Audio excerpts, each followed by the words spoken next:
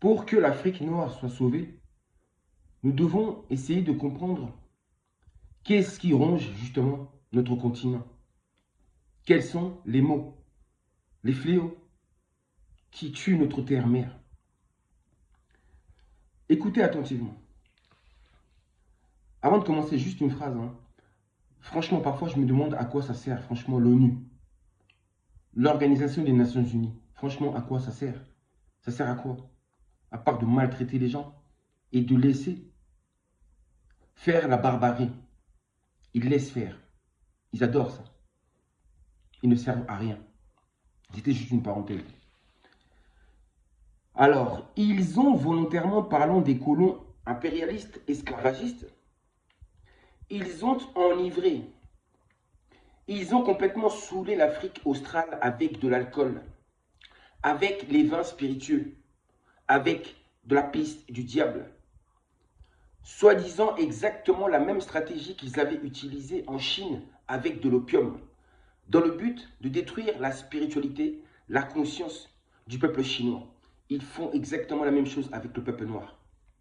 L'alcool est un fléau pour l'Afrique australe chrétienne et catholique, tout comme le sont les religions pour l'Afrique noire en général.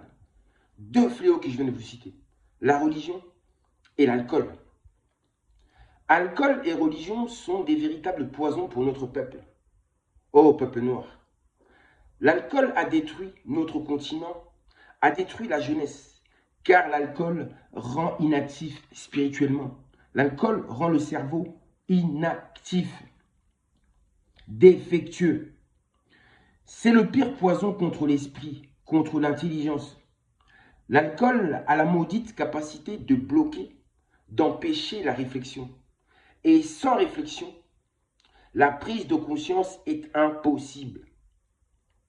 Au lieu de passer leur temps à la réflexion, à la recherche de la connaissance, du savoir, l'élément nécessaire et primordial pour pouvoir venir en aide à leur peuple qui est en souffrance depuis si longtemps et sous l'oppression d'ennemis multiples. Ô peuple noir, quand est-ce que tu vas ouvrir les yeux? Au lieu que les Noirs et la jeunesse noire de l'Afrique australe, dont la terre et les matières premières, les ressources naturelles sont tellement désirées, convoitées, au lieu qu'ils réfléchissent, au lieu qu'ils cherchent des solutions pour leur propre survie, au lieu qu'ils cherchent les moyens de sortir de cette embuscade, au lieu qu'ils réfléchissent à la manière dont nous pouvons briser nos chaînes, à la manière de sortir enfin de cette prison dans laquelle on y est enfermé, nous le peuple noir, peuple innocent, nous qui n'avons pas les mains tachées de sang, un peuple de paix, un peuple pacifique, un peuple juste, fidèle, loyal, rempli de bonté, de valeur et de vertu, et de tant de générosité. Un peuple accueillant, souriant, rempli de joie de vivre. Oui, la conscience même de l'humanité. Un peuple indescriptible à l'image de son créateur, Amakongo. Bref, au lieu de tout ça, les Noirs, c'est-à-dire les Congos convertis, comme disent certains, les Bantous convertis, chrétiens, catholiques de l'Afrique, préfèrent passer leur temps à boire de l'alcool et à faire de la fête, à se divertir avec cet alcool. Boire, bien manger, s'il y en a, et après dormir un peu, faire une petite sieste. Où est donc passé le temps de la recherche et de la réflexion? Combien de nos frères et sœurs se laissent mourir à petit feu, refusant de se battre contre l'ennemi, refusant de voir la réalité en face, de voir la condition dans laquelle nous vivons, dans la pauvreté et la soumission, nous le peuple noir, alors que nous avons tellement de richesses et de ressources naturelles, de voir la situation dans laquelle notre peuple se trouve. Ils refusent d'accepter de se battre. Ils ne se rendent pas compte que c'est la vie ou la mort pour nous. Nous sommes coincés et nos ennemis ont l'intention de nous faire encore plus mal qu'auparavant. Rendez-vous compte de ça. Ils préfèrent se cacher derrière l'alcool pour essayer d'oublier leur histoire, d'oublier leurs ancêtres, d'oublier leurs prédécesseurs, sans qui ils ne seraient pas là aujourd'hui. Oui, d'oublier leur peuple et de s'oublier eux-mêmes, préférant se noyer ainsi dans l'alcool, dans la pisse du diable. loin de la réflexion, loin de la vérité. Apporté, je parle bien de cet alcool qui a été apporté et distribué en quantité par les colons, afin de complètement saouler et endormir mon peuple pour toujours. Oui, pour vous endormir pour toujours. Là-bas, chez nous, l'alcool, on peut en trouver partout en Afrique australe. Et les églises, il y en a partout. Tout comme des mosquées, il y en a partout aussi. Chez nos frères du sud. Oui, le sud de l'Afrique. Ce que vous appelez le nord de l'Afrique aujourd'hui. Les Niger-Congo. Ensuite, alors, malheur à eux, car si cette stratégie de l'opium a montré ses failles, il en sera de même pour stratégie maléfique de l'alcool envers mon peuple. L'alcool signifie inconscience, signifie être inconscient, être irréfléchi. Je le répète, le mal ne dure qu'un temps. Et je vous assure que le boomerang est en train de revenir à toute vitesse sur ceux qui l'ont envoyé, sur l'Afrique australe et sur tous ceux qui ont empoisonné les Niger-Congo spirituellement, tous ceux qui ont empoisonné les Noirs Congo de l'Afrique de l'Ouest avec la religion musulmane, voire même judaïste.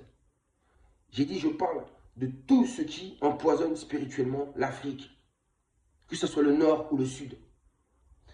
Tous ceux qui complotent contre mon peuple rendront des comptes, ou sont déjà en train de rendre des comptes. Ils sont déjà en train de rendre des comptes. Car telle est la loi et les principes universels Congo. Bientôt, l'Afrique australe sera complètement dessoulée.